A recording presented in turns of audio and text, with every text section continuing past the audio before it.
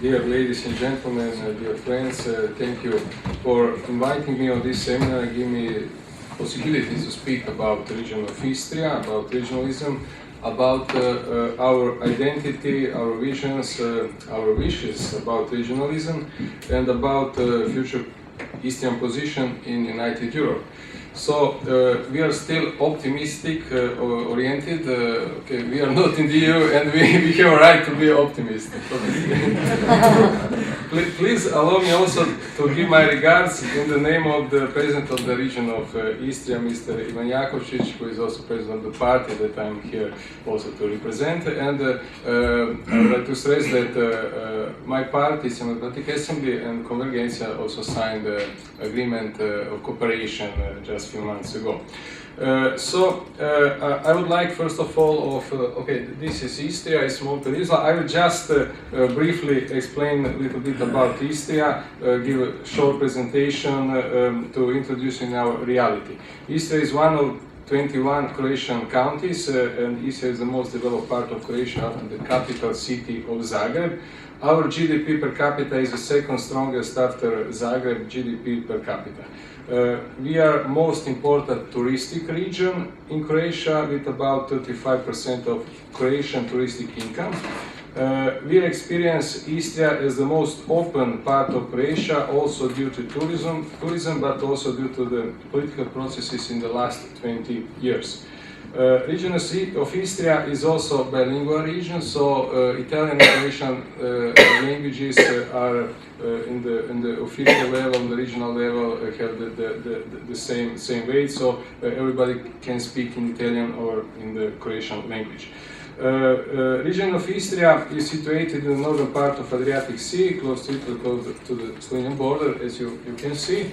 And in fact, we also joking say that geographically Istria is a small peninsula situated between Balkan and Apennine peninsulas.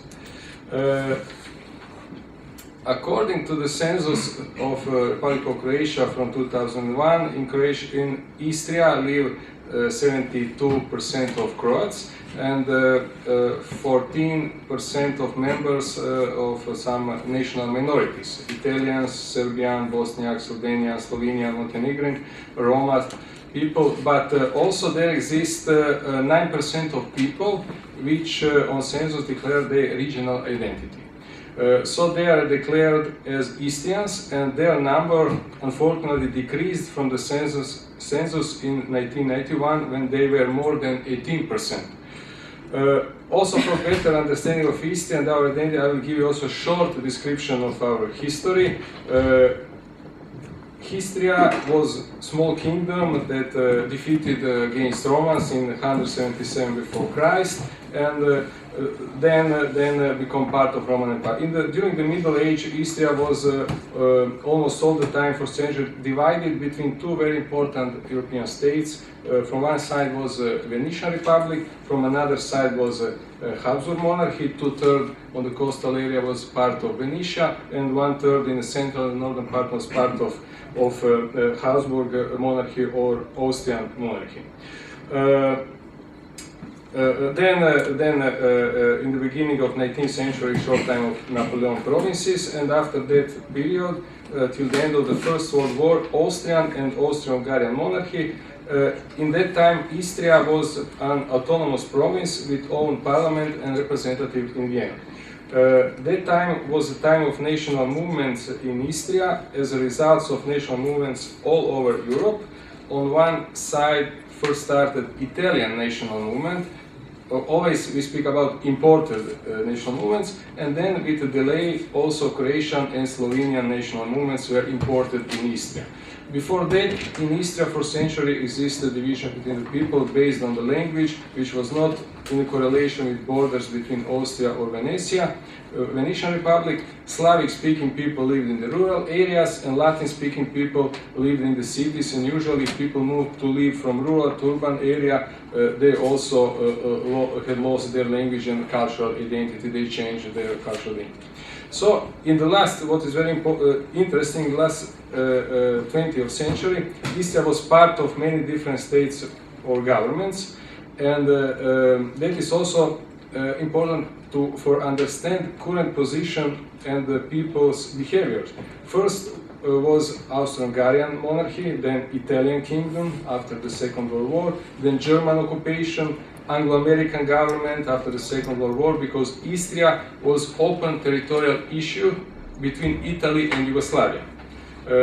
So one part of Istrian Peninsula became part of Italy, and it is a very small part, and about 95% of Istria became part of Yugoslavia, which after its fall became a smaller part of territory of Republic of Slovenia, and bigger part became a part of Republic of Croatia. All this happened in just period of just one human life. For instance, my grandfather, who died in the age of 94, survived all these changes of state border without changing the place of living.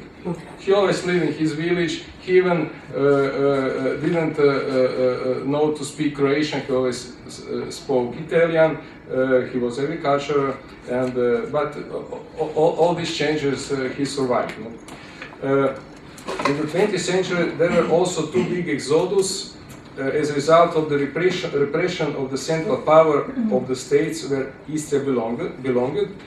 After the First World War, there was a pressure focused towards Slavic nationality from the Italian fascism, with results of tens of thousands of people emigrated in Yugoslavia. Later, after the Second World War, as a result of war hostilities, but also with ideological sign, for the fear from the communists, tens of thousands, first and foremost Istrian of Italian nationality, left Istria, leaving many towns depopulated. Let's speak now about the reasons for Istrian specific identity. I think there exist different reasons to determine creation of Istrian regional identity and Istrian regionalism. First, for more than 2000 years, Istria has had an outstanding and recognized regional identity, confirmed by the overall historical events in various regional forms. In the Roman time was the Roma region, now in Austria was Austrian, part of Austrian region, now is a county of Istria, was also the district of Istria, and many, but always was some kind of organizational unit.